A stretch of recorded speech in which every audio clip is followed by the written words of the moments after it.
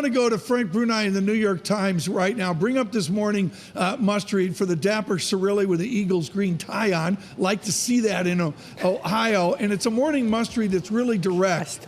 It's the time to discover how persuasively they can explain the parts of their biography and records that cry out for some explanation. The very distinguished Senator Kerry of Nebraska.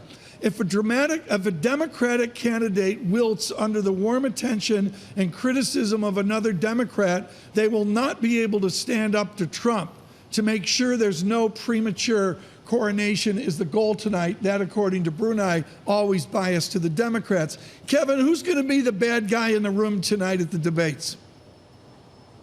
Well, look, I think it's going to be the lower tier candidates. But Frank really points out something that I think a lot of Democratic strategists are going to be watching for this evening in Westerville, Ohio, which is, will anybody take on former Democratic or the frontrunner and former Vice President Joe Biden? Now, his campaign has circulated a letter to the other campaigns, Tom, in which he says that you are not a Democrat if you take on Hunter Biden or you raise the attacks that the Trump administration has lodged against Biden's campaign. Now, we're also anticipating we're going to hear directly from Hunter Biden later today, who's been at the center of this controversy, when he speaks out for the first time in an interview with ABC News. Now, beyond that, Senator Elizabeth Warren, Senator Bernie Sanders also going to be facing some questions, as Frank alludes to, about their biographies. But really, this is going to be a remarkably crowded field. This is the most crowded debate stage in the history of Democratic presidential debates. More than 10 candidates will be up there on stage. So the window of opportunity for the candidates to make their cases